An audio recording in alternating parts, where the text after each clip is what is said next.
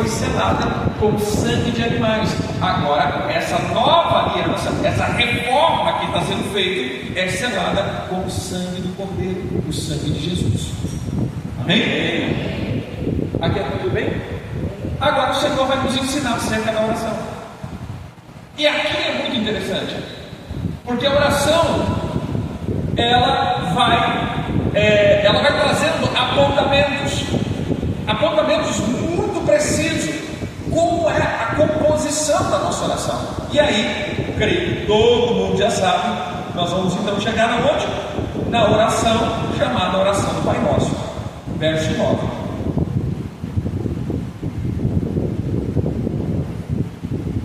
Por quê? Porque tinha as orações diárias, as orações de repetição. Antes de chegar no verso 9, eu quero que você vá no verso 5, do 5 ao 8, e aí depois a gente vai para o 9. Ele diz assim: e quando orares, não serei como os hipócritas, que gostam de orar em pé, na sinagoga, nos cantos das praças, para serem vistos dos homens. Em verdade vos digo que eles já receberam a recompensa.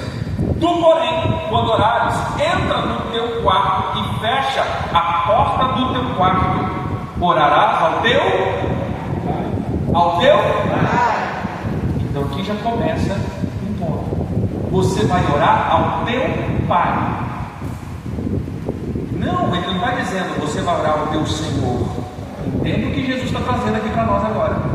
E ele continua: que está em secreto, e o teu Pai que vem em secreto te recompensará. E orando, não useis vãs repetições como os gentios, porque presumem que pelo seu muito falar serão ouvidos. Não vos assemelhei, pois, a ele, porque Deus, o vosso Pai, sabe do que tendes necessidade, antes que nos peçais. Eu vou ler a versão, eu sempre gosto de ler duas versões, né? E uma é a mensagem. Alguém já viu a Bíblia, a mensagem? Ele diz assim: e quando forem à presença de Deus, não faça disso uma produção teatral. Essa gente que faz da oração um show está buscando um estrelado. Vocês acham que Deus está no camarote apreciando o espetáculo? É assim que eu quero que vocês façam. Encontre um local tranquilo e isolado, de modo que não seja tentado a interpretar diante de Deus. Apenas fique lá, tão simples e honestamente quanto conseguir. Desse modo, o centro da atenção será Deus, não você. E vocês começarão a perceber a sua graça. O mundo está cheio de pessoas que se julgam guerreiras de oração, mas que não sabem o que é orar. Utilizam de fórmulas, programas, conselhos e até mesmo técnicas de venda para conseguir o que querem de Deus. Não faça isso. Vocês estão diante do Pai. Ele sabe do que vocês estão precisando, melhor do que vocês mesmos. Com Deus assim, que ama vocês tanto, vocês podem orar de maneira simples. Amém? Vamos lá? Verso 8 agora, verso 9. Começamos então a instrução. Ele diz assim: então, portanto, vós oreis assim. Todo pode falar comigo? Vamos lá. Pai nosso, santificado seja o teu nome. Venha a nós assim na terra como no céu. O pão nosso de cada dia nos dai hoje. Segura aqui, vamos até aqui, depois a outra parte a gente vai tratando. Veja, ele começa dizendo assim: olha, vocês têm pai. Aqui é uma coisa que está sendo novidade, porque até se você for olhar lá para frente, na perseguição que eles faziam com Jesus, eles diziam: esse cara aqui pensa que Deus é o pai dele. Porque isso aqui não era muito habitual. O meu pai. Ele fala: olha, ele pensa que Deus é o próprio pai dele. Que loucura! Porque Deus então tinha essa característica do Senhor. Nós vamos caminhando. E aí ele começa dizendo assim: quando vocês forem orar, vocês entendam uma coisa, vocês têm um pai. E se vocês têm um pai, vocês fazem parte de um reino. E se vocês fazem parte de um reino, vocês têm provisão. Ponto. De novo, diga comigo: o meu pai tem um reino. E eu faço parte desse reino. E nesse reino, há provisão. Amém? Podemos dizer de novo? Diga comigo: eu tenho um pai. E o meu pai tem um reino.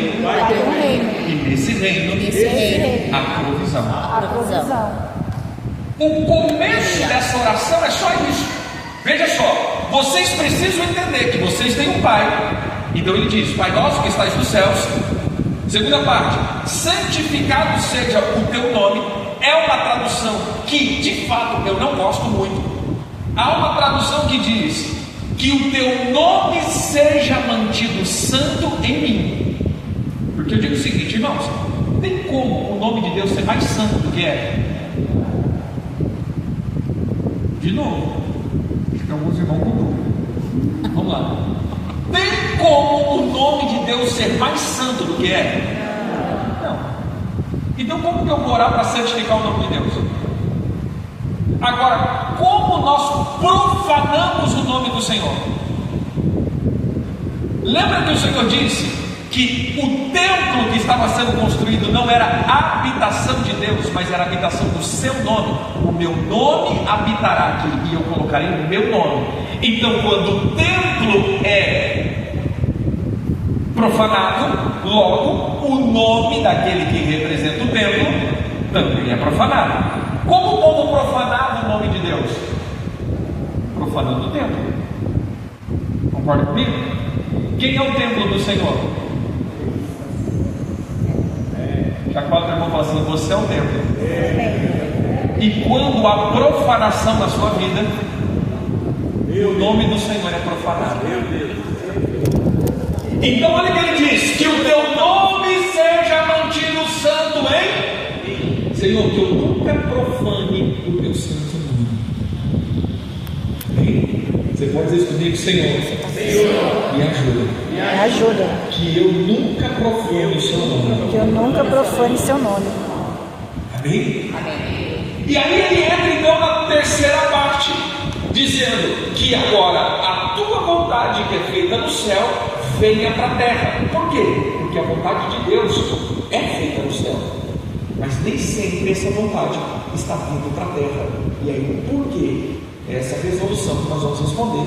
E por último, nessa conclusão, ele diz: agora o alimento diário venha para a mesa.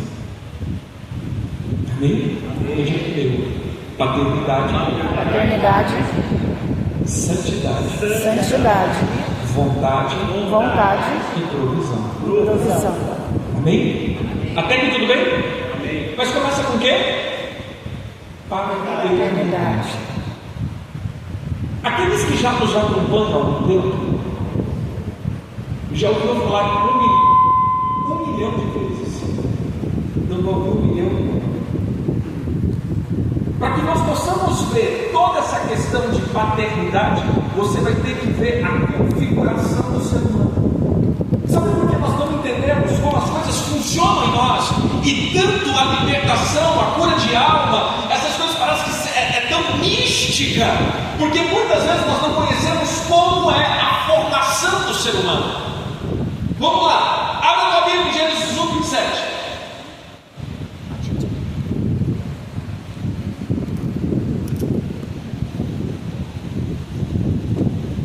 Quem encontrou, diga amém. Ele encontrou, diga ai de mim, vou ficar sem ele. 27.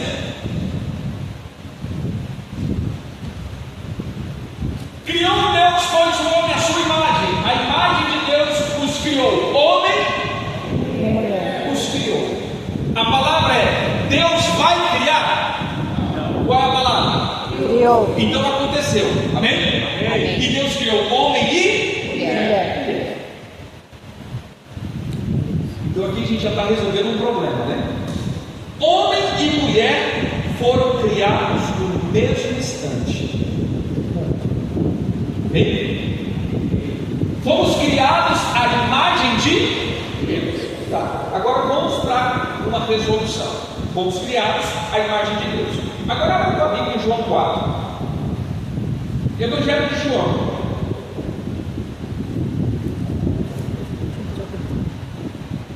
Capítulo 4. Verso 23. Jesus está resolvendo, falando com uma mulher, e ele diz assim: mas vem a hora, já chegou, em que os verdadeiros adoradores adorarão o Pai em espírito e em verdade, porque são esses que o Pai procura para os seus adoradores. Diga comigo: Deus é espírito. Deus é espírito. E importa que os seus adoradores Os adorem em espírito e em verdade. os adorem em espírito e verdade. De novo, diga comigo: Deus é espírito. Deus é espírito. Se fomos criados à imagem de Deus e Deus é espírito, quem que foi criado ali? O espírito. Aleluia. Então diga comigo: o espírito do homem e da mulher foram criados juntos. O homem e a mulher foram criados juntos. Foram criados, gente. De novo, Deus disse: criou, ou Deus disse: vou criar? Criou. Então aconteceu. Capítulo 2, verso 5 de Gênesis, perdão.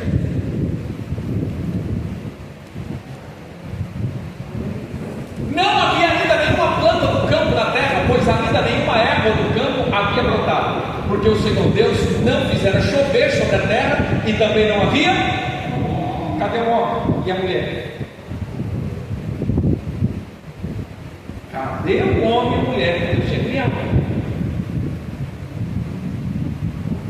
Não, e mais ainda, eu sempre toco nesse ponto.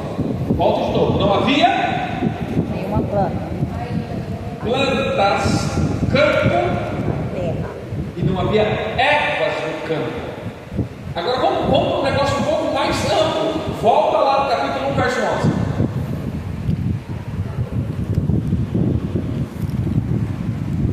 E disse Deus: produz a terra ervas que deem sementes, e árvores frutíferas que deem frutos segundo a sua espécie, cuja semente esteja nela, sobre a terra. E assim se Fez. Peraí, aconteceu ou não aconteceu? Olha o 12. E a terra, pois, Produziu. produziu. Volta para o capítulo 2, verso 5. Não havia ainda planta no campo. Cadê essa planta que já tinha até produzido? E cadê o homem que Deus já tinha criado? Homem e mulher. Irmãos, preste atenção. Tudo que se refere a Gênesis 1, ele está referindo tudo aquilo que foi criado no céu. Gênesis 2, tudo que está vindo para Terra. Me diga comigo: tudo já está criado no céu. Tudo já está criado no céu. Mas nem tudo está manifestado na terra. Mas nem tudo está manifestado na terra. Aqui vem o negócio. Nossa, mas eu tenho tanta promessa, apóstolo. Tem, querido, está tudo no céu. Gente, Efésios 1:3, bendito é o nosso Deus e Pai do nosso Senhor Jesus Cristo, que já me abençoou com todas as bênçãos espirituais nas regiões celestiais dentro de Jesus Cristo. Então, de novo, você tem todas as promessas feitas, criadas, estabelecidas, mas isso não significa que virá na terra. Esse é o problema. Então diga comigo: eu tenho tudo que eu preciso. Tem tudo que eu preciso. E tudo está pronto. Tudo está pronto. Mas não significa Mas não significa que eu vou viver o que está pronto. que eu vou viver o que está pronto. Precisa dar glória a Deus ou misericórdia. Bem por aí. Por que eu estou dizendo? Veja só, irmãos. Olha a chave do negócio aqui. Não tinha plantas e não tinha ervas. Por quê? Porque não tinha chuva e não tinha homem. Então veja só. Tudo está pronto para você, mas às vezes você não está pronto para aquilo que Deus já te deu. Meu Deus. Esse é o difícil. Porque Deus te cobra o que Ele te dá. Então Ele não te dá nada que você não esteja pronto para receber, porque depois você vai ter que prestar conta. E é injusto te dar algo que você não tem responsabilidade, capacidade de prestar conta. Meu Deus. Eita, entendeu? Entenderam aqui? Olhe todas as parábolas. O Senhor, Ele entrega e depois Ele não toma, Ele só presta conta. A parábola dos talentos, cadê os 5 talentos? Senhor, toma os teus 5 e toma mais 5. O Senhor não tomou, ficou com eles. Nenhum talento, apesar de um que escondeu, os 2 que multiplicaram, Jesus não tomou de volta, ficou com eles. Mas tem que prestar conta.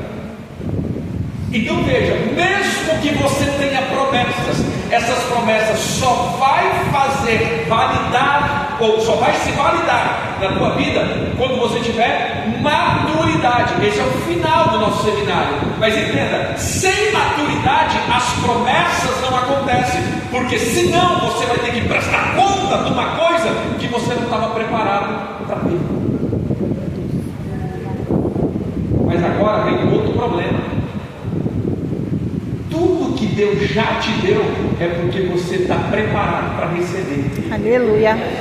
Glória a Deus. Aí é mais uma vez, eu não sei se eu dou glória ou misericórdia, porque quando Deus derrama algo para você e você rejeita, você vai ter que prestar conta. Eita. Você estava pronto para receber. Eu chacoalha bem para irmão. Fala bem, irmão. Minha irmã, não rejeite o que Deus te dá. não rejeite o que Deus te dá. Aleluia. Eu sei que muita gente aqui não tem esse problema, mas tem vizinho que vocês conhecem de outras igrejas que já começou esse ano dizendo: vou dar um tempo, eu vou ficar, eu estou cansado, vou cuidar da minha família. Quem ouviu um vizinho falando isso esse ano? De outras igrejas, graças a Deus, não faz parte dele. Não, aqui não. Então entenda, tudo que você receber é porque você está pronto para isso. Observa o que recebeu com talento. Ele não se sentiu capaz, mas ele era capaz. Aí eu pergunto: o que fez esse homem não multiplicar para a dignidade? Fala o quê? Veja, todos os outros, o que recebeu 5, chega com mais 5. Diz: Senhor, está aqui. O que recebeu 2, chega com mais 2 e diz: Senhor, está aqui. O que recebeu 1, olha o que ele diz: o Senhor é bravo, o Senhor é severo, o Senhor é, agora eu estou acrescentando, o Senhor é vingativo, o Senhor é mau. Por isso toma aqui o que é teu, meu irmão. Não, está aqui, você tem um talento, o talento está aqui, nem peguei nele. Isso é uma visão de filho? Não. Isso é uma visão de escravo. Meu Deus, verdade. O meu Senhor é bravo, o meu Senhor é severo, o meu Senhor, se eu errar, ele desce um raio na minha cabeça, ele me mata, ele me mói, ele me quebra. Essa nunca será uma visão de filho. Vou para agora para um outro texto que Jesus conta. Parábola do filho pródigo. O filho mais desmiolado, que é chamado de filho pródigo, ele sabe que tem herança, ele sabe quem é o pai, e ele sabe de tudo. Ele fala assim: pai, nós temos herança, me dá a minha parte e eu vou embora. Ele vai, acaba com tudo, chega lá e diz o quê? Eu tenho um pai, que ele é muito bom. Se eu for um servo dele, eu tenho tudo na vida. Então, volto para casa e você é servo do meu pai. O pai chega, recebe, coloca capa, anel, nada, é recebido em casa. Agora tem um filho mais velho. O cara nunca desobedeceu, fez tudo o que o pai mandou. Ele nem vai conversar com o pai, ele vai conversar com o servo. O que está acontecendo lá na casa do meu pai? Gente, quem é filho não pergunta para o servo, quem é filho, a porta e entra. Eu já estou dando aqui, irmãos, vestígios de um órfão.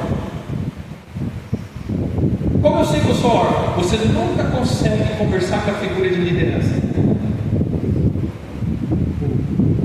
O pastor lá, que falava comigo, pergunta para ele, pô. Não. E o medo dele é bravo.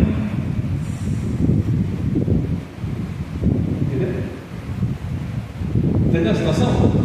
Todo órfão vai ver a liderança como bravo, que bate, que só corrige. Você entendeu? Essa já é a figura. Essa já é a figura de um órfão. Mas apóstolo, toda vez que eu chamo, me corrige. Meu irmão, a correção é uma arte de amor que existe. Se você fizer tudo o que você quer fazer, você morre cedo. Concorda comigo? Quem tem filho aqui? Levanta a mão. A partir de hoje você dá tudo o que ele quer e deixa ele fazer tudo o que ele acha. O que você vai gerar?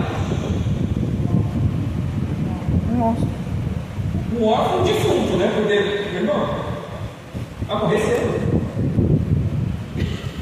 Agora, olhe para principalmente adolescente, quando você começa a dar limite, o que ele fala? Meu pai é chato. Nossa, meu pai pega no meu pé. Nossa, meu pai não deixa fazer nada. Quem já falou isso dos pais? Levanta a mão. E quem depois que cresceu corrigindo os filhos, falou assim: meu filho, meu pai sempre disse e eu não ouvi. Se eu tivesse ouvido meu pai, eu não tinha feito um monte de coisa errada na vida. Por quê? Porque essa é a visão do imaturo. Porque o imaturo é levado pelas suas emoções. O maturo é levado pelos propósitos. O que difere imaturo a imaturidade da maturidade é emoção e propósito. Nem sempre cumprir o teu propósito vai ser legal.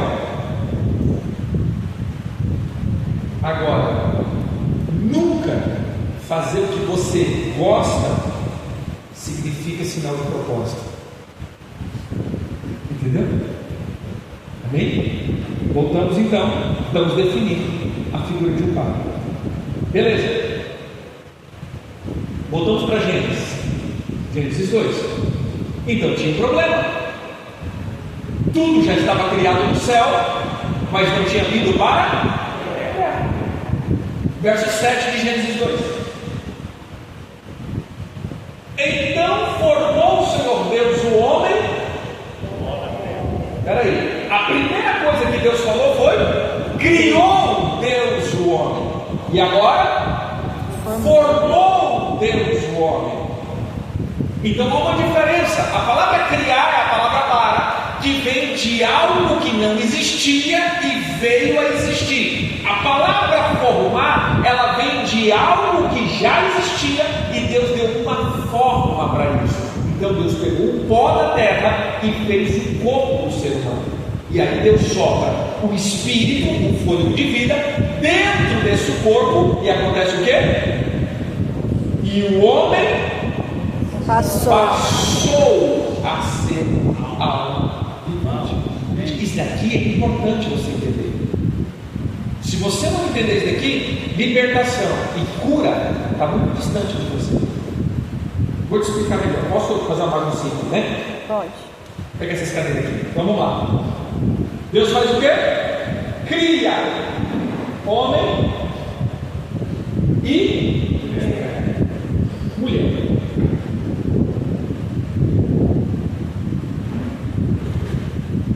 Depois, Deus faz o quê? Forma o povo. Depois Deus faz o quê?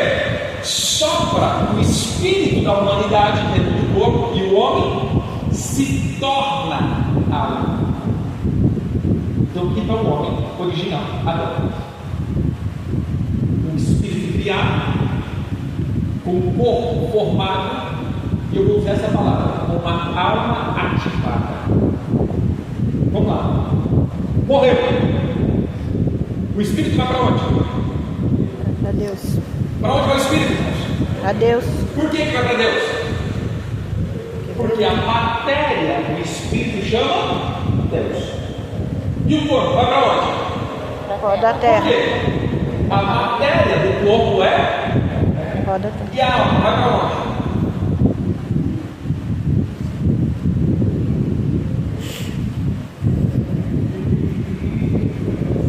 Gente, para onde a alma volta? O Espírito volta para Deus, porque veio de Deus. O corpo volta para o pó, porque veio do pó. E a alma volta para onde?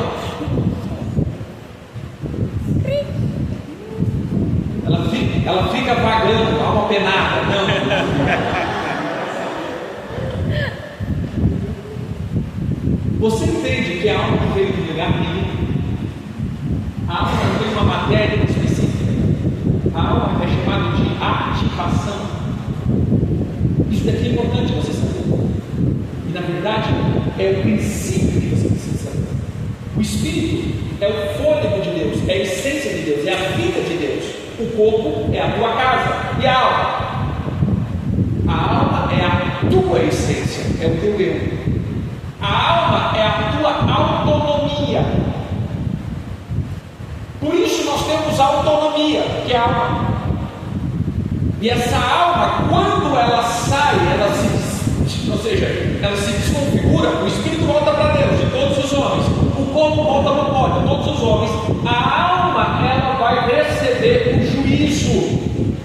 Ou ela vai receber juízo e ser glorificada, ou seja, ela foi julgada e redimida por Jesus e vai para a eternidade, ou ela recebe juízo e condenação e vai para a condenação eterna.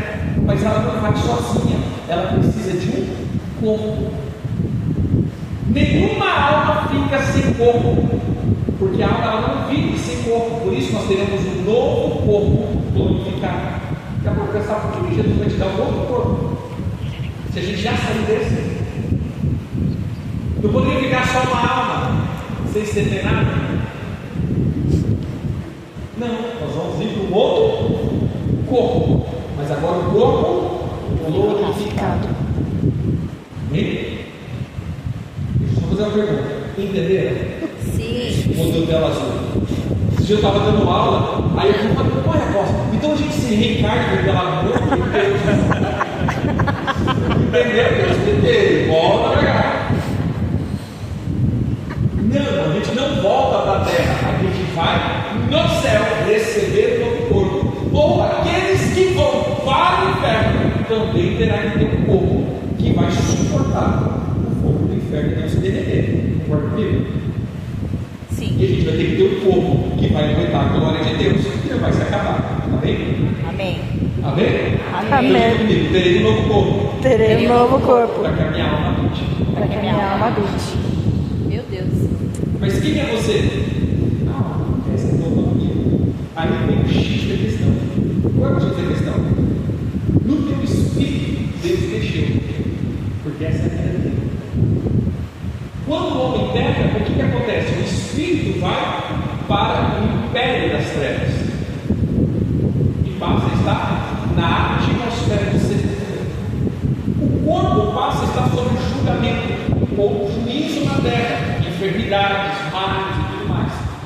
E a alma recebeu um conhecimento que não poderia ter, que contaminou toda ela.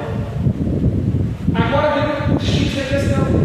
Aqui Deus providenciou salvação. Cristo veio e me tirou do império das trevas. Do meu corpo, Deus providenciou salvação. Ele me dará um novo corpo. Mas na tua alma, Deus não mexe. Essa é a questão. A tua alma, Deus não mexe. Quem mexe na tua alma? A palavra. Esse é o problema. Diga comigo, no meu espírito Deus mexeu. No meu espírito Deus mexeu. No meu corpo Deus mexeu. No meu corpo Deus mexeu. Mas na minha alma, Mas na minha alma é a palavra dele que mexe. é a palavra dele que Por isso mexe. ele diz, Salmo 19, a palavra, a lei do Senhor é perfeita e restaura a minha alma. Mas por que Deus não mexe. Porque se Deus fosse responsável de mexer na tua alma, ninguém ia no inferno. Verdade. Ou a gente vai ver que alguns foram para o céu porque Deus quis e outros foram para o inferno porque Deus quis. Alguém crê assim? Não. Então entenda. A alma é responsabilidade tua. Aí depende do Senhor. Eu estou sentindo isso, tira de mim. Aí Deus fala: não, pega a minha palavra e arranca esse mal de dentro da tua mão. Olha aí. A lei do Senhor é perfeita. E Restaura minha alma. esse homem ele não anda no conselho dos ímpios, nem no caminho dos pecadores, nem na roda dos escarnecedores, mas antes tem o seu prazer Na lei do Senhor. e nela medita dia e noite. Então diga comigo: uma alma restaurada Uma alma restaurada é uma alma cheia da palavra. é uma alma cheia da palavra. O que eu quero que você entenda aqui? A minha alma é formada de conceitos, fundamentos, ideias, estruturas, valores. Isso não pode mudar. Valores.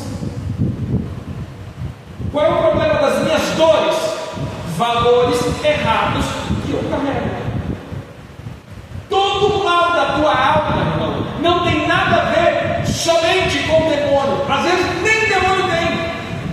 Só tem princípios quebrados. Jesus ele vai falar, por exemplo, do perdão. Nós vamos entrar aqui mais tarde, mas eu quero dar um spoiler para vocês. A gente vai ter que horas. Estou umas 10. Está umas 10. É o horário que termina o culto. 9h30. Bom, vamos parar, vocês não falam. Então veja só, uma alma quebrada, ou os princípios quebrados, fazem com que eu vou gerando muitas coisas. Vamos lá, perdão. O princípio que Jesus fala da oração, perdão. A gente está falando de paternidade, você vai entendendo. Eu estou devagarzinho para você entender qual é a figura de paternidade. Não é falar que Deus é pai. É muito mais amplo do que isso. Então entenda, a minha alma agora foi quebrada. Lembra-se? Foi comido um fruto que dava conhecimento. E conhecimento vai na alma. Mas que conhecimento era esse? Conhecimento distorcido de Satanás. Então o ser humano passou a desejar o que o diabo desejava. Se tornou orgulhoso, briguento, individual. Começa a ver, a primeira coisa que acontece, Deus chega para Deus e fala assim: Adão, onde você está? Estou escondido. Por quê? Comeu da árvore? Foi a mulher que comeu. Resumindo, Senhor, eu estava tão bem no jardim, o Senhor me cria essa mulher e o Senhor me deu um problema. Eu te perdoo dessa vez, não é mais. Mais ou menos isso que ele fala. Porque a culpa é de Deus, porque Deus que criou a mulher. Ele não disse: Senhor, eu fui iludido, eu observei. Foi a mulher que serveu. Mulher que você fez? Foi a serpente.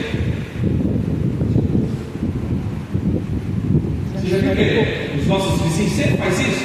A gente nunca faz nada, é só os outros. O problema é o marido, o problema é a mulher, o problema é o vizinho, o problema é o dono, o problema é o real, o problema é o governo, o problema é o trabalho, o problema é o patrão, mas eu nunca sou problema de nada.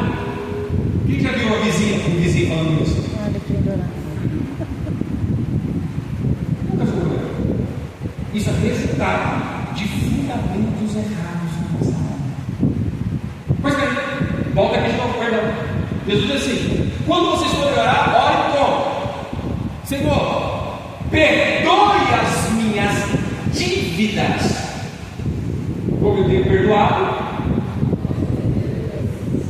Por que Jesus não fala de ofensa, mas ele fala de dívida? Depois ele conta uma outra parábola, e essa parábola também ele fala do devedor, ou do credor.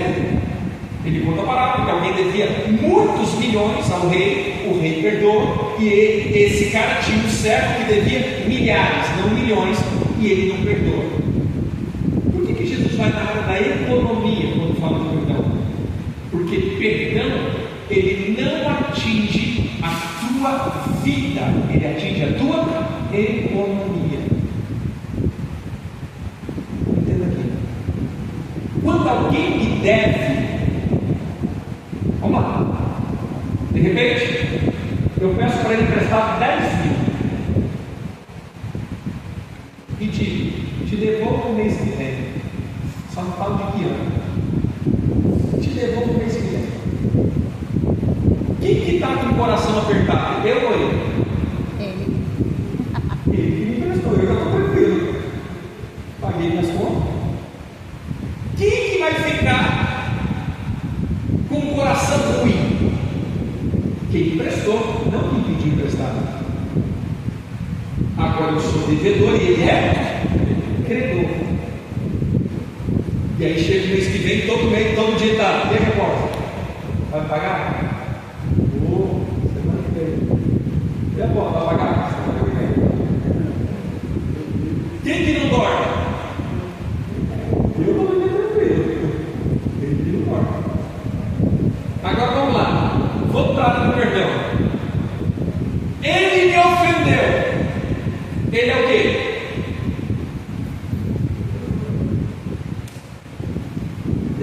Eu sou o quê? Ele me ofendeu, ele dorme tranquilo. Quem que não dorme? Eu sou o credor. Mas ele tem que vir aqui, ele tem que pedir desculpa, ele tem que dizer. Porque ele está me devendo e eu sou o credor. E eu estou cobrando todo dia. Porque ele tem que me pedir desculpa. Ele tem. Quem que não dorme? Eu que estou magoado, eu que estou chateado. A pessoa que me ofendeu, às vezes nem lembra que me ofendeu. Mas eu estou aqui, meu irmão, todo dia cobrando dele. Às vezes nem cobrando, mas todo dia no meu coração estou fazendo o quê? Diga comigo, perdão é economia. É economia. Agora entra aqui, vou desconfigurar aqui e volta para a conta. Jesus pagou minha conta, bem? Olha a parábola. Uma dívida de milhões é paga. Uma conta de Deus para comigo.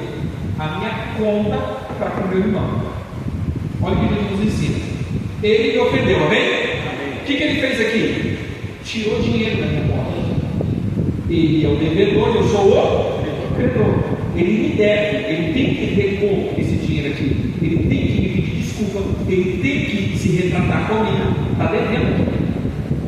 O que Jesus me ensina? Cobrar ele? Não. Pegar dessa conta que está sobrando e pagar a dívida dessa. Não deve mais nada não.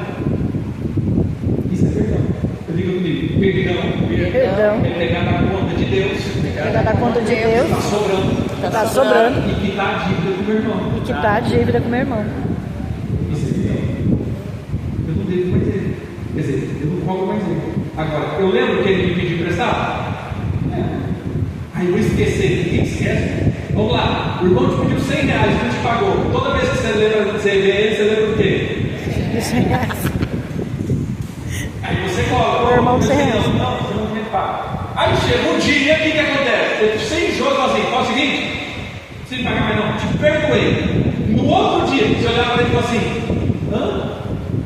Você esqueceu? Mas você pode cobrar? Por quê?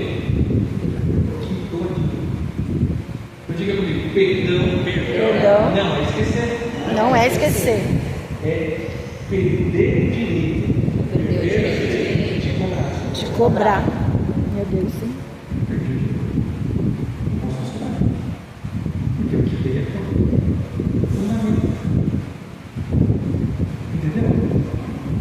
Então, quando eu não perdoo, olha o fundamento. Quando eu não perdoo, gente, isso é sério. Olha o fundamento errado. Jesus conta a parábola. E ele conta a parábola dizendo que quando esse senhor que cobrou o outro cobrou o outro, e quando o rei ficou sabendo, o que o rei fala? Chama ele de volta, fala: eu te perdoei. Perdoou. Por que você não perdoou? Por causa disso, toda dívida volta de novo para a tua conta. Agora você vai pagar centavo por centavo. Leva ele para ser torturado pelos verdugos. A gente não para ver isso também. Diga comigo, Deus me perdoou. Deus me perdoou. Mas Deus me perdoou e eu não tenho mais dívida. Deus me perdoou e eu não tenho mais dívida. Para com ele. Para com ele. Mas se eu não perdoo meu irmão, Mas se eu não perdoo meu a irmão, minha dívida com Deus volta. a minha dívida com Deus volta. Eita! E aí? Por que muitas pessoas estão sofrendo? Por causa dos verdugos. Olha os demônios aqui. Verdugos, os torturadores, os comedores de alma. Fica mordendo a alma das pessoas. As pessoas começam a ficar simplesmente, parece que está sendo consumido. Algo que está dentro dela que não dá paz para ela. Aí você pergunta, como esse demônio sai dessa alma? Com oração? Não. Com jejum? Com campanha de 7 voltas de Jericó? Olha, irmão, só pergunta. Eita.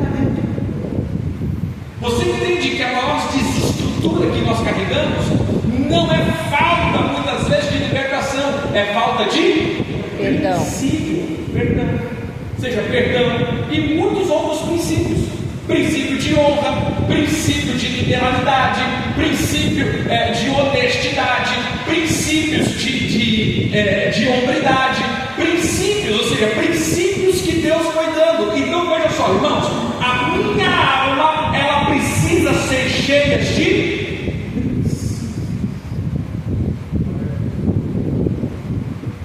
mas apóstolo, para ser salvo eu preciso de tudo isso? Não. E aqui a gente chega no cerne, no miolo do negócio. Paternidade não tem a ver com salvação, tem a ver com reino. Por isso, muitos crentes são salvos, mas não conseguem trazer o céu para a terra, não reinam. Porque só pode reinar quem entendeu o Pai que tem. Parábola do filho pródigo. O pai tinha herança, por isso ele pediu herança. Parábola dos talentos. O Senhor tinha herança e deu herança. Todas as parábolas você vai ver oração do Pai Nosso, que a tua vontade que é feita no céu venha para a terra. E o sustento diário venha para mim. Então, para que você possa fazer parte das promessas de Deus, você vai ter que ter a tua alma consertada numa coisa chamada paternidade. Diga comigo, quem é órfão? Quem é órfão Não tem herança. não tem herança. Bem, misericórdia, né? Outro sinal de um órfão. Estou dando sinais ainda. Medo e ansiedade pelas coisas do mundo.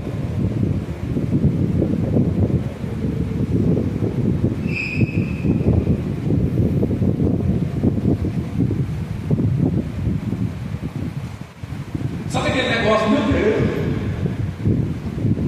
eu não sei o que vai ser do meu amanhã. E uma coisa que os vizinhos sempre falam: rapaz, esse mês eu vim colocar vai dar tudo errado. Aí passa o mês de janeiro. Aí entra fevereiro, que ele fala? Em janeiro passa o mês de fevereiro. Aí dá tudo.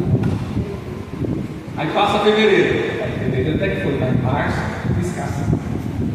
Misericórdia. Veja só, Jesus conta uma parábola. E ele diz assim: vocês estão ansiosos do que há de comer, beber ou vestir? Vocês não têm pai? Os únicos que ficam ansiosos por essas coisas básicas da vida são gentios, que são pagãos. Então diga comigo: quem se preocupa com comida, bebida e vestimento é um pagão. Meu Deus. Mas graças a Deus ninguém aqui se preocupa com essas coisas. Hein? Aleluia. Pegou essa. Amém? Amém.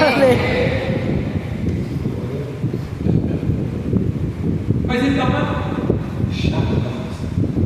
Ele disse: ninguém se preocupa com isso, porque você tem pai. Agora vamos para a analogia. Quantos anos ele tem? 9? 9 anos.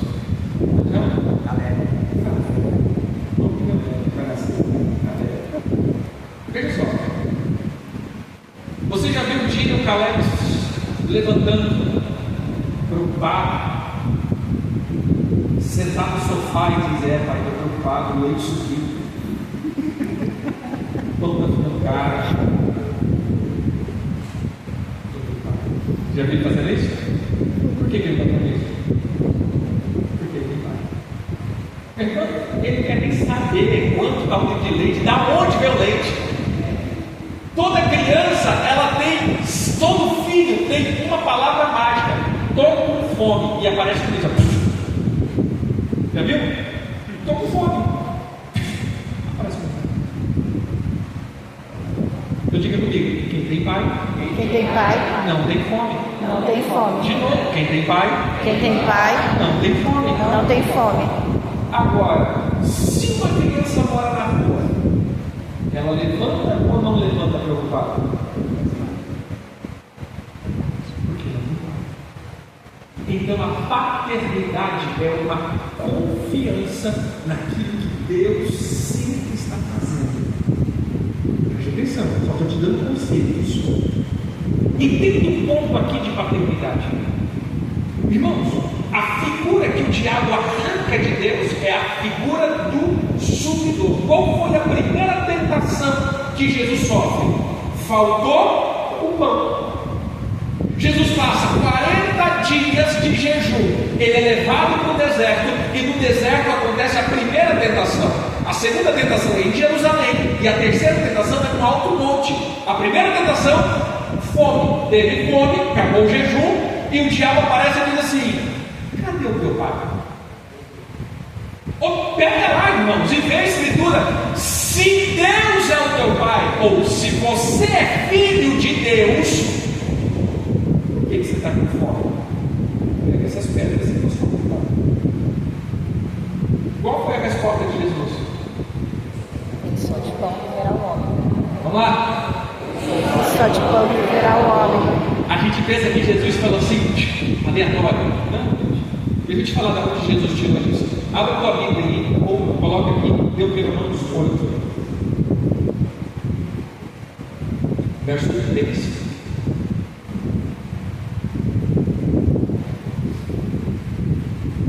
Para te dar a entender que não só de pão viverá o homem, mas de tudo o que procede da boca do Senhor viverá o homem. Bem? Vamos ler comigo? Vamos lá. Para te dar a entender.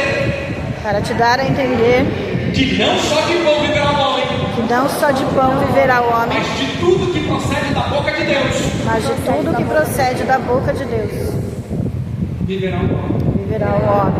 Mas qual foi? Essa aqui, irmão, é a finalização. Vamos para o verso 1. Vai lá, verso 1. Cuidares de cumprir todos os mandamentos que hoje eu vos ordeno, para que vivais e multipliqueis e entreis e possuais a terra que o Senhor prometeu sob juramento aos vossos pais. Olha o 2. Recordar-te-ás de todo o caminho pela qual o Senhor teu Deus te guiou no deserto esses 40 anos. Diga comigo: para te humilhar, Para te humilhar, para te provar. para te provar. Peraí, Deus me leva em caminhos para me humilhar? Para me provar? Sim. Vai no 3, depois a gente volta no 2. Ele te humilhou, te deixou ter fome, te sustentou com o maná que tu e os teus pais não conheciam. Agora volta para o 2. Por que ele me humilhou? Por que ele me provou? Por que ele me deixou ter fome? Para saber o que estava no teu coração, se você ia ou não ia obedecer. Então diga comigo: todas as vezes que Deus me coloca em um lugar de humilhação, Todas as vezes que Deus me coloca num lugar de humilhação, Ele só quer ver a minha resposta. Ele só quer ver minha resposta. Mas eu vou desistir. Alguém já viu uma vizinha, um vizinho assim? Vizinho sim.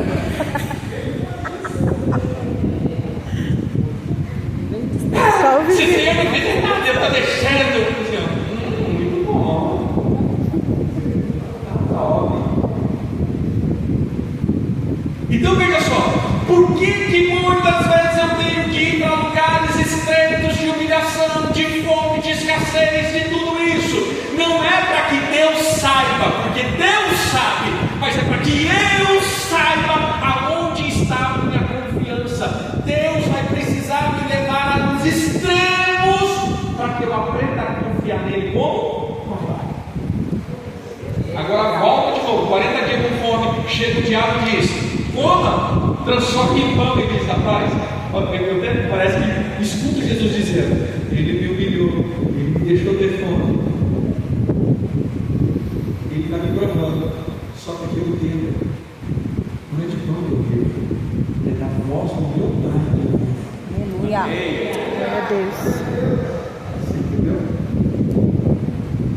O Padre vai falar assim: meu irmão, não é coisa de comer que você vive, Não é coisa de comer que você vive. as palavras que saem da boca de Deus. Sai da boca de Deus. Mas como eu vou saber, gente, como eu vou aprender isso? Eu só posso aprender isso no meio de humilhação. Por que ele cita o maná? Você já pode pensar no maná? O maná, irmãos, é chamado de escola de obediência. Porque o maná é o seguinte: veja só, Deus prometeu uma terra que a abundância de mel e leite teria. É isso? Manaria com abundância, leite e mel. Aí o Senhor leva eles para o deserto. E eles reclamavam todo dia. Eles reclamavam. Então o Senhor disse: vamos lá para a escola da obediência. Eles têm que aprender a confiar em mim. Então vamos. Deus dá o maná, que era uma semente. Irmãos, o maná não era um pão de forma que caía do céu. Okay? Era uma sementinha como um coentro que de manhãzinha estava, e quando o sol nascia já derretia. Ele tinha que acordar cedo e tomar aquela semente. Eles tostavam e fazia pão. Era branca com gosto de mel.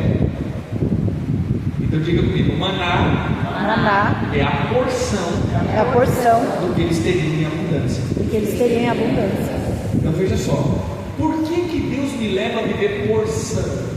Porque eu preciso aprender a confiar.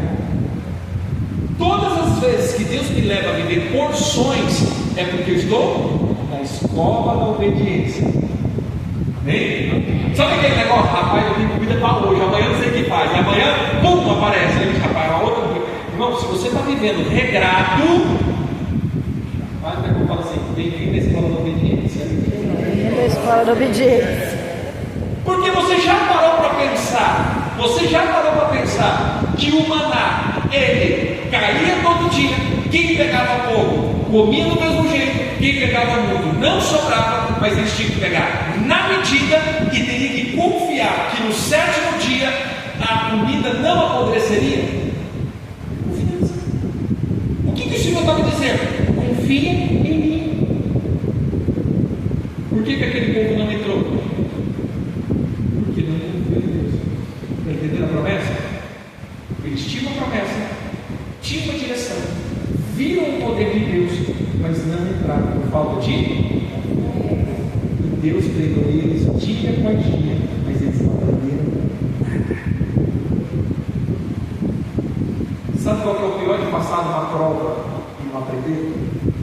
Eu vou ter que repetir de novo.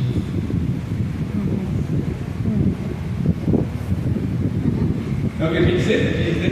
Pior do que achar um bicho na goiaba é achar meio, né? Porque metade já comeu. Gente, pior do que você passar numa prova é você ter que passar de novo ela.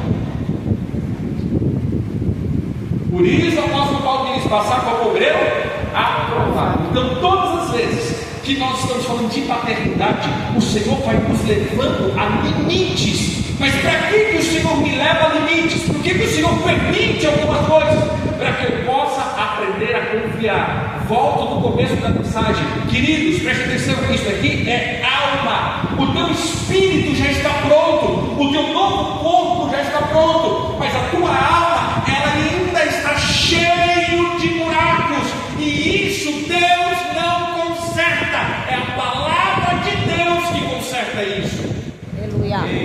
você tem que querer. Esse é o problema. Você tem que falar assim: essa parte aqui eu pego e renuncio essa parte. Lembra que o apóstolo Paulo diz: fazer morrer a velha natureza, as idolatrias, as paixões. Ou seja, Deus não veio e tira. Deus te deu a palavra dele. Você decide pegar essa palavra e colocar na sua vida. Só para que você entenda. Quem crê que isso daqui é verdade? Amém. De Deus. Quem crê que é 100% verdade? Amém. Quem obedece tudo isso aqui? Amém. A gente tenta, né? Pelo menos. Aleluia. De novo, quem obedece tudo isso aqui? Amém. Ô, gente. Você entendeu agora a libertação? Quando a verdade se tornar verdade em mim, eu estou liberto. E conhecereis a verdade, E a verdade vos libertará. e conhecereis a verdade. E a verdade vos Eu digo comigo, libertará. quando a verdade Se tornar verdade na minha alma, tornar verdade na minha alma, eu sou liberto. eu sou liberto. Você entendeu? Eu creio que é verdade daqui, mas tem muitas coisas que eu sei que eu não posso fazer, eu faço. Concorda comigo? Mas se eu estou fazendo e eu sei que eu não posso fazer, essa verdade se torna mentira? Não, ela se torna verdade. Ela é verdade. Ela só não é verdade em mim. Então essa mentira que eu estou vivendo, o contraponto da verdade, é uma deformação que ainda não demora. Mas quando eu troco essa mentira pela verdade de Deus, o que acontece? Aleluia. Até que entendeu o fundamento? Então vamos agora para a figura do Pai. Diante de tudo isso daqui, o que eu quero que você entenda? O Pai é uma cobertura. Não estou dizendo de homem, eu estou dizendo é um espírito que me cobre, que confronta o espírito de órfão que existe dentro de mim. Por que esse homem é tirado a capa e dado uma outra capa? Por que é renovada a capa do filho pródigo? Porque é exatamente isso, a estrutura paternal. Vamos um pouco mais além. Tem um pano aqui? Daqueles que geralmente são Da dança? Tem ali na caixinha.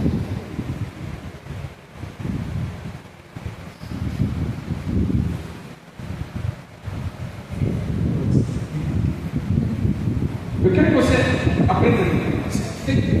Vamos decidir 4 irmãos aqui. Rapidão. Isso. 4 homens. M-A-X-O-X-O.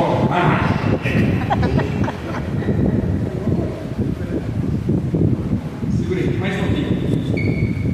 Levanta. Gente, eu tô. Isso, vou ficar aqui embaixo, tá? Quer dizer, abaixa o nome, vamos falar assim, eu estou dando fragmentos da palavra, e você vai, depois a gente vai juntar todo esse quebra-cabeça. Então a gente está falando da alma que foi danificada, falamos do espírito do órfão, falamos de todas as vezes que Deus me leva a níveis de escassez para poder trabalhar a confiança na minha vida, e falamos que o filho não tem necessidade quando habita na casa de um pai. 4 pontos nós falamos. Agora eu vou falar de uma coisa chamada bênção. Aí depois a gente junta tudo. A gente sempre fala de bênção. Ah, você vai receber uma bênção. E a gente pensa que bênção é algo financeiro, material. Não. Bênção é uma estrutura espiritual, é uma cobertura. É um teto. Olha o que a palavra de Deus diz: que se eu obedeço, se eu estou na cidade, se eu estou no campo, ou tudo que eu tenho será bendito. Observe que a bênção é a estrutura de multiplicação. Nada multiplica se não tiver uma bênção. Vamos para a Bíblia. Abra Gênesis 1:28.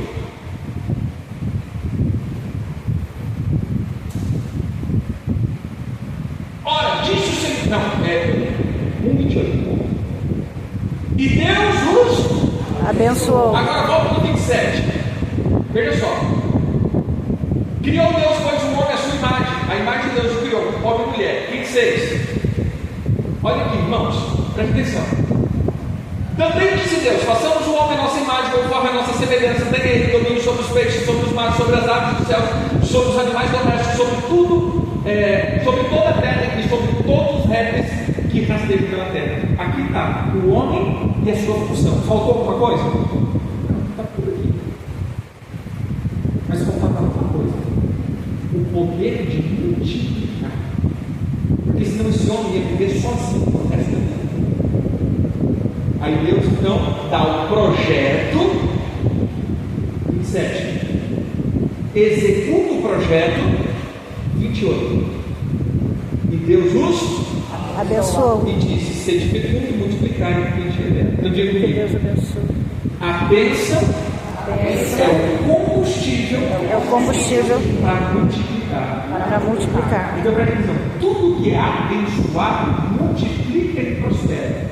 Tudo que é amaldiçoado definha e morre. Aqui define bênção e maldição. Ai, irmão, tem uma maldição na sua vida. O que é maldição? É uma cobertura que está roubando a força de multiplicação. A pessoa consegue ficar pensando. Porque tudo que ela faz morre. Isso é maldição. Então diga comigo: tudo que é bendito, Tudo que é bendito, multiplica e prospera. Tudo que é maldito, tudo que é maldito, define e morre. define e morre. Sabe o que as pessoas não entendem? Que eles pensam que o ato de eu produzir, eu sou abençoado. Sabe o que é bênção? É o que você produzir também. Isso é bênção. Vamos para o lado econômico. Quando você enriquece, quando você produz recurso, e o recurso que você produziu produz recurso. Isso é empreendimento. Eu produzi, trabalhei, ganhei R$1.000, gastei 500, peguei 500, comprei algo.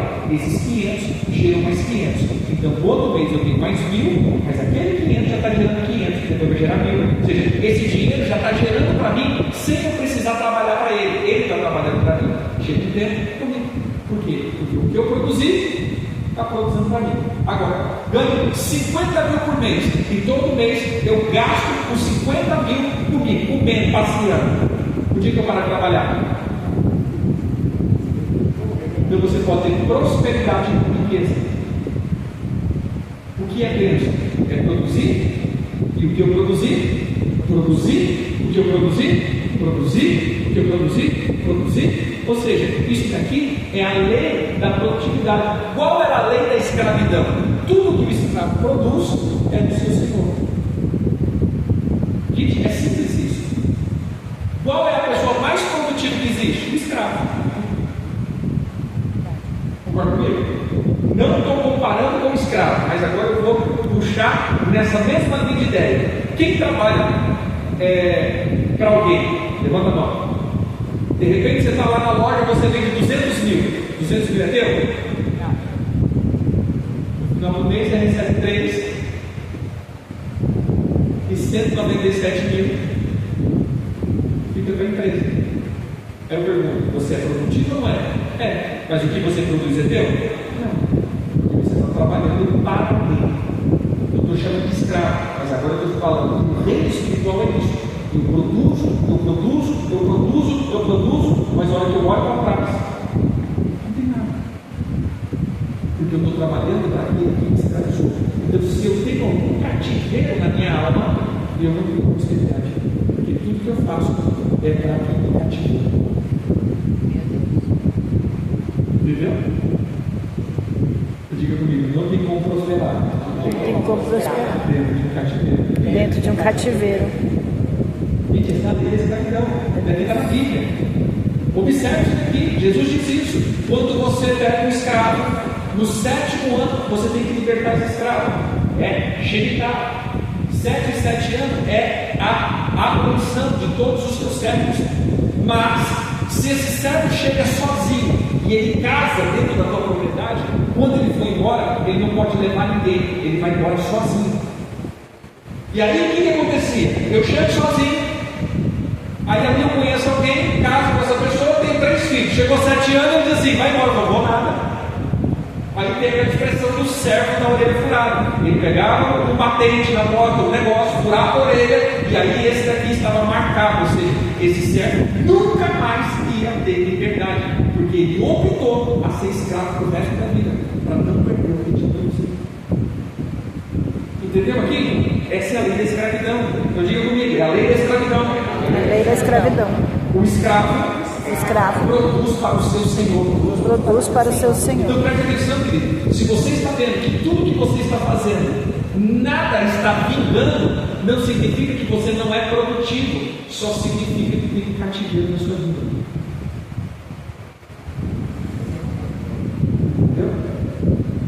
Entendeu? E a gente vai ter que ver esse cativeiro. Isso é libertação. Você entendeu que libertação é muito mais do que expulsar demônio? É você ter os pontos de cativeiro, porque senão você vai frutificar. Olha o que o Senhor diz, da bênção, Salmo 1: e você verá prosperidade em Israel, e você terá filhos e filhos dos filhos. Ou seja, você verá os teus filhos, os teus netos e os teus bisnetos. Ou seja, produzir filho, meu filho produziu neto, meu neto produziu bisneto. Isso é bênção. Então, mais uma vez eu comigo. Bênção é o que eu produzi. Produzi para mim também. Maldição é tudo que eu produzo. É roubado. Agora, entende isso daqui. Levanta aí. O que é a bênção? É uma cobertura. Ou seja, é um ambiente dentro de um ambiente. Imagina isso daqui é o céu do Brasil. Mas esse daqui é o meu céu. É a bênção do Senhor. Por onde eu for, a bênção me seguirá. Quem lembra da luz? Para a direita, para a esquerda. Por quê? Porque eu tenho uns céus.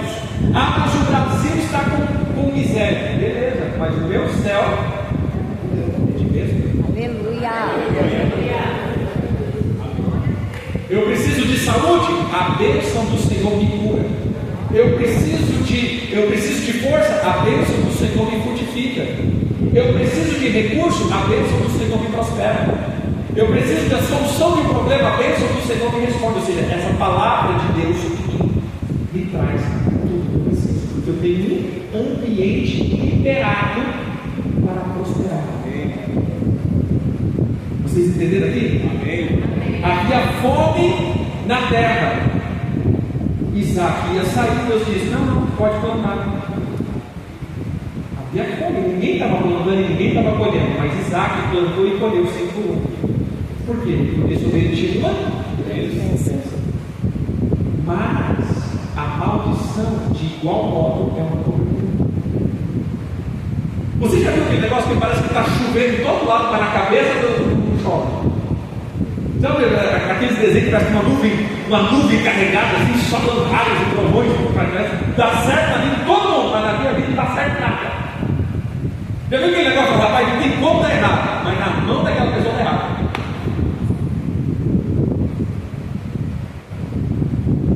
O que eu disse isso? O que é isso? Maldição. O céu está favorável, mas sobre mim o céu está fechado. Produzo o céu, ou seja, a maldição boa. Eu estou com saúde, mas a maldição me traz enfermidade. Eu tenho força, mas a maldição suga tudo isso. Eu fico sempre sem força, sem ânimo. Porque pode ter maldição sobre mim. Entendeu? Graças a Deus que sobre vocês tem bênção. Glória a Deus. Eu digo comigo: bênção e maldição. Bênção e maldição.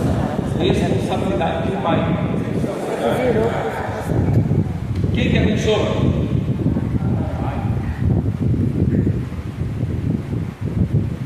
Então vamos lá. Quem não tem pai não tem herança. Quem não tem pai não tem. Quem é do tempo antigo aqui que pedia bênção em casa? O que teu pai falar? Meu irmão, teu pai podia ser o maior Você fala assim, pai, benção, o diabo te carrega. Meu Deus. Era assim? Deus te abençoe. Você já pode pensar que nós vivemos uma geração que abençoava outra geração, mas a nossa geração não tem ninguém que nos abençoe? Os antigos falavam, benção pai, aí a gente vai sendo, a gente vai modernizando, né? Agora não é benção pai, agora tem comida. Ou seja, uma geração está crescendo sem ouvir o pai dizer, eu te abençoo. Queridos, olha para mim. O que Esaú ficou com raiva não foi de perder a herança física, foi perder a bênção do pai.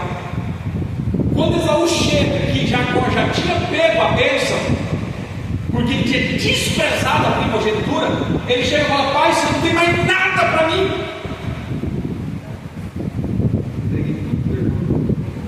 Não era dinheiro, era decretos. Por isso eu preciso entender que o pai é aquele que emite decretos de bênção sobre a minha vida. Eu preciso de um abençoador. É óbvio que a gente vai para a figura de Deus, mas aqui eu estou pegando tudo. A figura paternal é aquele que lança a bênção sobre mim, mas também a figura paternal pode ser aquele que abençoa. Não pagar. Nunca vai crescer na vida. Nossa, é uma praga na minha vida. Nunca vai dar certo. Teve um erro. Um dia lá que errou, esse é um erro. Você não é nem para ter existido. Entenda que depois as coisas passam, mas as palavras sempre permanecem. E essa palavra se torna uma cobertura na vida das pessoas. Mesmo que essa pessoa tenta pensar, existe uma palavra de autoridade que diz: vem para trás, que você não está liberado para pensar.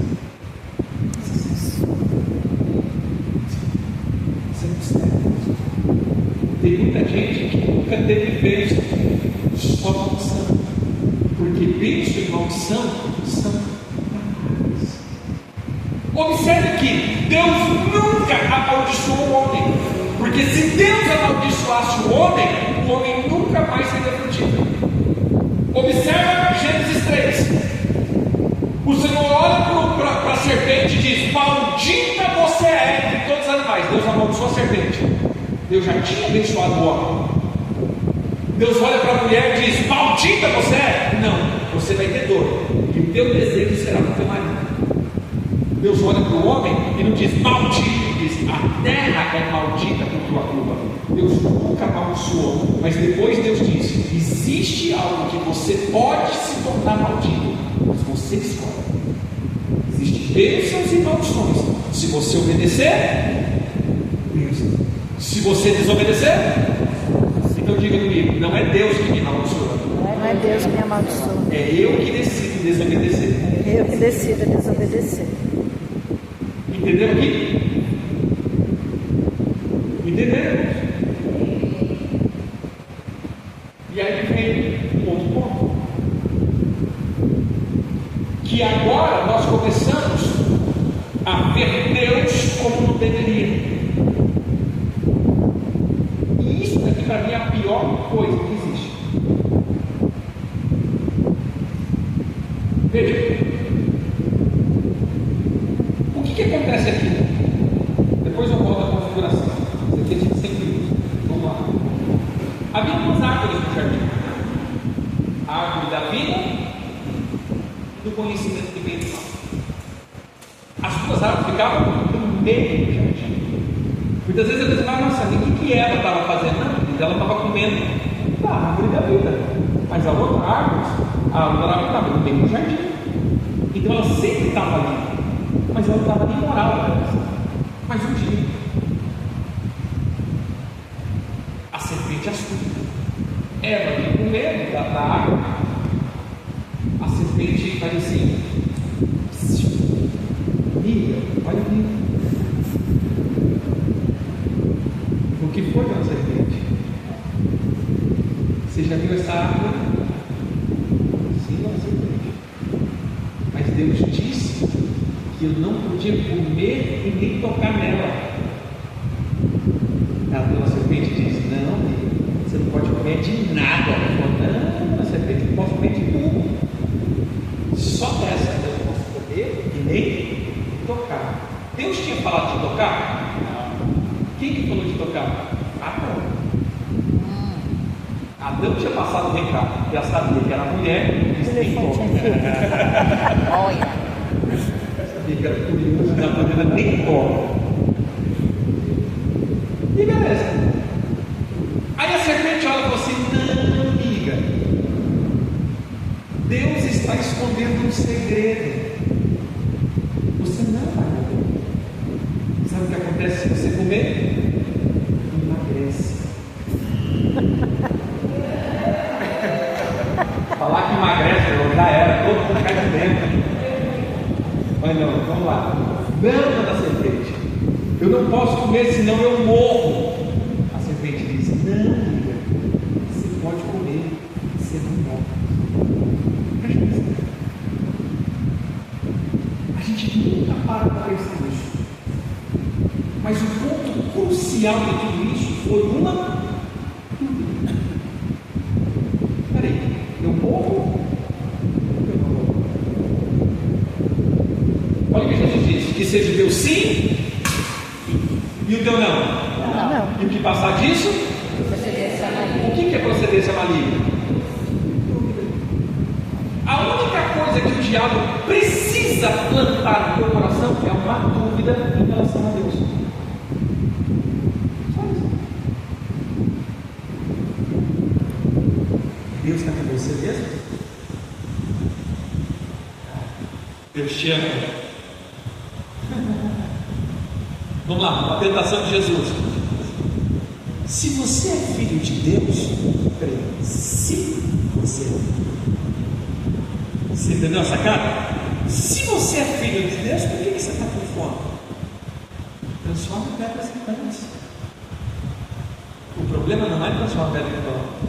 O problema é duvidar que Deus é Pai. Se você é filho de Deus, como não é nós vamos. Será que o céu está te ouvindo, amiga?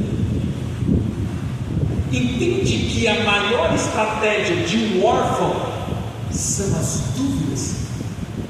A maior característica de um órfão é sempre ter dúvida. Eu tenho dúvida da provisão, eu tenho dúvida se Deus está comigo, eu tenho dúvida se Deus é meu amigo, eu tenho dúvida se Deus me ama. Irmãos, essa casa, né, é uma casa que flui na profecia, flui no discernimento. Mas deixa eu te falar uma coisa: você já viu, tirando nós aqui, os que não vieram, que muitas vezes quando começa a receber uma profecia, é assim, ó, está aqui, eis que te digo.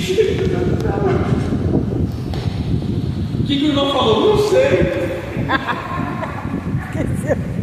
Mas você não ouviu? Não, porque Deus falou comigo. Ele não quer nem saber o que Deus quer falar. Ele só está interessado que Deus ainda fala com ele. Isso é o quê? Profundidade. Irmão, Deus fala com todos os filhos. Mas o órfão sempre está com dúvida se ainda é filho. Será que Deus gosta de mim? Aí toda vez, e aí? Deus falou comigo, o que ele falou com você? Entende?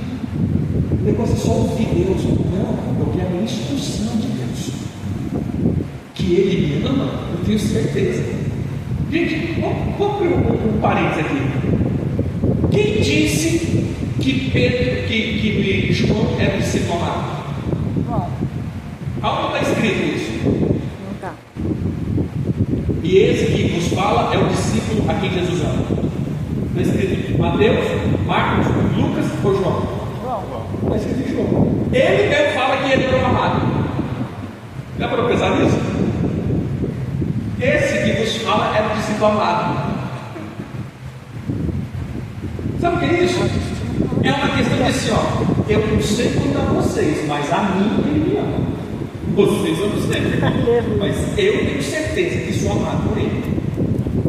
Você tem certeza? Glória a Deus. De novo. Você tem certeza que Jesus te ama? Amém.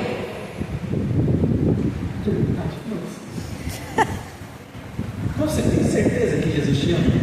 Sim. Sabe quando você vai saber? Quando Ele te humilhar, te deixar de fora e te provar. A glória. Porque a primeira coisa, quando nós começamos a passar do famoso estreito, é dizer: por que o Senhor me abandonou?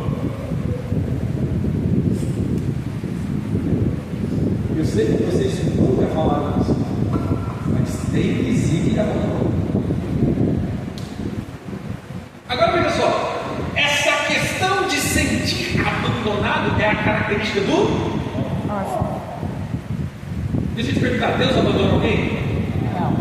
Por que eu tenho dúvida que Ele está comigo?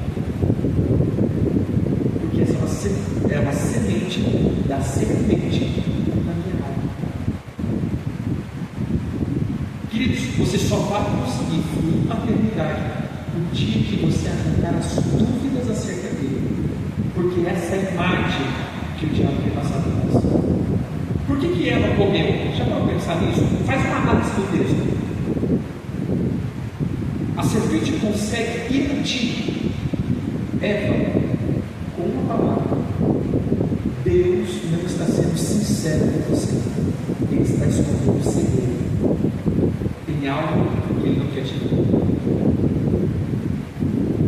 Isso não é uma serpente. Vou te falar. Se você viver, você vai ser igualzinho a Ele. E Ele não quer que você saia disso. Agora eu te pergunto: o homem e a mulher já não é igual a Deus? Você entende? O que a serpente faz? Você ilude todos os dias com uma visão falsa. Deixa eu te falar como essa visão funciona em nós. Assim, por que Deus não fez isso para mim?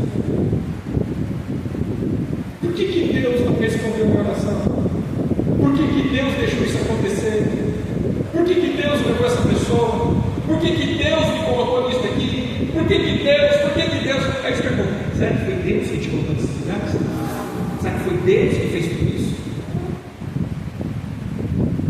Mas é a imagem que nós carregamos. Como crente, a gente não tem resposta. A gente fala o quê? É porque Deus quer.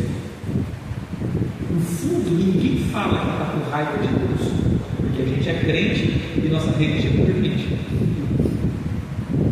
Mas no fundo nós carregamos uma mágoa de Deus. Por que Ele está deixando isso acontecer?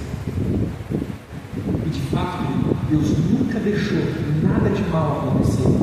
Nós optamos as escolhas erradas e essas escolhas estão gerando em nós consequências. Deus sempre quis o bem para nós. Agora, em tudo que vai acontecer, Deus pode usar para o nosso bem.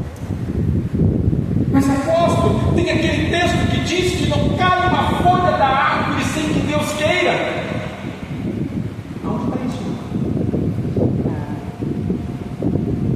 Deus fica nós orando. Quem já leu esse texto? Quem já ouviu esse texto? Você sabia que isso não é Bíblia? Isso é Alcorão, sexta surata, sexto capítulo do Alcorão, que diz: não cai uma folha da árvore sem que, no caso, Alá queira. Deus nunca disse isso. O que Jesus disse é que os teus cabelos estão contados e que não tem, que os pardais se vendem 2 pardais por uma moeda, mas nisso Deus tem ciência. Ele não disse que Deus está vendo. Nós vamos atribuindo a Deus consequência das nossas irresponsabilidades. E ele fala assim: mas apóstolo, e as crianças? Apóstolo, olha, eu conheço criança, ou até mesmo eu já fui abusado ou abusada quando eu tinha 3, 4, 5 anos. Por que Deus não fez isso? Deus não tem responsabilidade, querido. Eram os pais que deveriam ser responsáveis, mas os pais, nas suas irresponsabilidades, deixaram as crianças sozinhas e elas foram usadas. Deus nunca será culpado de nada. Diga comigo, eu não posso ver Deus. Com dúvida. Hoje eu quero dar para vocês, na verdade hoje eu quero ministrar a vocês um pouco as dúvidas dos meus. Porque eu vou te falar uma coisa: quem não tem pai não tem destino. Esse é o problema. Preste atenção. Pai gera uma identidade. A tua identidade te gera um propósito. E o teu propósito te gera um destino. Então, quem é quebrado na figura do pai nunca alcançará o seu propósito. E aí eu vou um pouco mais além. Eu vou pegar de novo, tá?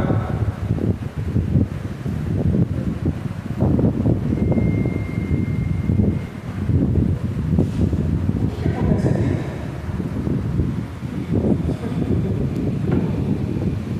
O que é a orfandade? A orfandade não é uma carência. A orfandade é um manto. É um manto de invisibilidade. Todo órfão é esquecido. Isso é terrível. Olha, eu bem devagarzinho. É como que assim, ó, as bênçãos do Senhor vêm, passa e te controla. Está cheio de bênçãos, está cheio de palavras, está cheio de promessas, mas não tem visibilidade. Quando o Senhor arranca, ou quando a gente fala de paternidade, não adianta você ter pai. Você precisa arrancar da tua alma o que te esconde. E você começa a ser visto, e todas as promessas começam a te alcançar. Por isso que as bênçãos do Senhor me seguirão todos os dias. Então preste atenção aqui, irmãos. Preste atenção aqui. Existe um manto, que é o manto do órfão. É uma capa, como tem a capa de um filho, tem a capa de um órfão. Preste atenção nessa palavra. Qual é a característica que o Senhor nos deixa na Bíblia? O menino chamado Mefibosete. Ele vai morar num lugar chamado Lodebar. A palavra Lodebar é duas palavras hebraicas: Lo, que é o não em hebraico, e Dabar, palavras. Lodebar é aonde as palavras não se cumprem. Meu Deus. Quem que era Mefibosete? Um príncipe. Gente, preste atenção aqui. Preste atenção. Saul rei. Saul perto do reinado. Jonatas, ele era próximo rei. E ele entendeu, profeticamente disse: cara, meu pai perdeu. E eu não vou lutar por isso. Eu não vou lutar por isso. O que eu vou fazer? Davi, faz uma aliança comigo. Eu sei que eu não sou rei e que Deus tirou da minha família o reinado e deu para você. Então faz o seguinte: compre aliança. O dia que o meu pai morrer, eu não disputo o trono. Porém, preste atenção, há uma coisa muito importante a se pensar. Enquanto há descendentes do rei, o outro rei é ilegítimo. Já parou para pensar nisso? Por isso que quando o rei caía, o próximo rei vinha e matava toda a família do antigo rei. Por quê? Porque se tivesse um descendente, é ilegítimo. Entendeu? Então o que ele fala? Faz uma aliança comigo, preserva a minha linhagem e trate os meus filhos como teus filhos. Não persiga. Davi, beleza. Fechou. O que acontece? Saul morre, Jonatas morre junto, a serva ouve, o que ela faz? Pega o menino e sai correndo. Por quê? Porque agora Davi vai vir matar todo mundo. Tem que esconder o menino. E ela cai. chave de ouro aqui para vocês. Todas as vezes que eu ando junto com pessoas que não conhecem a aliança, os meus pés serão quebrados. Meu Deus. Esse é o problema. Observa a tua vida. Se você em algum momento acompanhou pessoas de desonra, observe o teu ministério. Se não foi travado, porque você foi conduzido por pessoas de desonra, não conhecia a aliança. Aquela mulher não conhecia a aliança que tinha com Davi. Ela não precisava sair correndo. Então, na verdade, ela tinha que entregar o menino para Davi, não correr de Davi. Sabe qual é o problema? Muitas vezes a gente está na igreja e começa a dar ouvido para pessoas que são pessoas de desonra e nos tira do nosso propósito, porque elas estão chateadas, e quando nos tira do propósito, os nossos pés estão quebrados e perdemos o destino. Meu Deus. Isso aqui é só um adendo. Já falo com você, pelo amor de Deus, Oh, Deus. não siga desonra. Desonra. Isso trava a tua caminhada. Isso trava a sua caminhada. Deus. Esse menino vai para onde? Me debarca. Davi um dia fala assim: tem alguém na linhagem de Jonas que eu possa levar para dar? Tem lá, não levar. Resumo da obra. Você percebeu que nunca Mefibosete conseguiu parar na mesa do rei? Sempre ele era tirado. Sempre. Acontecia um negócio que ele saía. Depois, a gente nem conhece mais a história desse menino, nem sabe como ele morreu. O menino que nasceu para ser rei, se tornou príncipe, morreu como um miserável. Sem isso. É isso que a capa da orfandade provoca nos filhos de Deus. Pessoas que nasceram para avançar, mas não sabem por que sempre estão arrancadas nos lugares chaves da vida dele. Você já sentiu isso? Eu falei assim, cara, toda vez que parece que eu sou arrancado nesses lugares. Espírito não, a capa agora. Eu não consigo estar nos lugares de autoridade. O órfão ele nunca consegue estar no lugar onde tem autoridade. Ele está sempre do lado assim, está sempre assim. O pastor Tadeu está aqui. Senta lá, não pode tirar aqui. E é sempre esquecido. Sempre essa pessoa diz: irmão, esqueci ontem, rapaz, estava fazendo churrasco, esqueci de te chamar. É sempre assim. Às vezes na igreja a gente encontra uns que estão com essa capa bem forte, né? Aí a gente fala assim: não pode esquecer o fulano. Se sente muito rejeitado, não esquece o fulano, pelo amor de Deus. Aí de repente termina o culto aqui, vamos para a pizzaria, vamos. Aí todo mundo vai.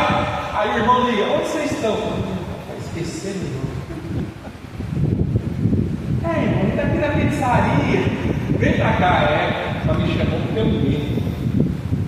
Quem vai ver um vizinho assim?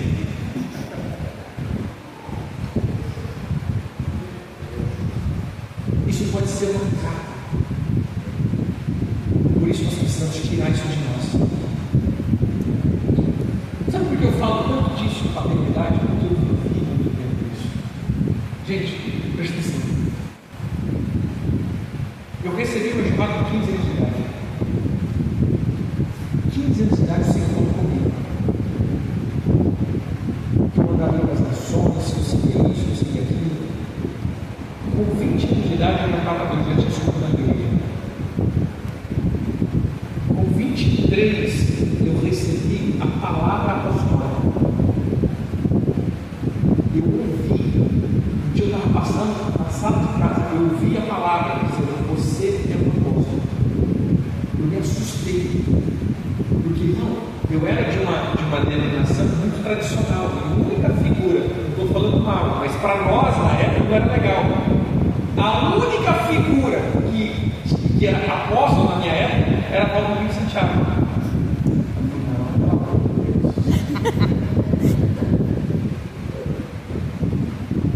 Falando mal, mas naquela época, né, a gente não conhecia o apostolado, não conhecia nada.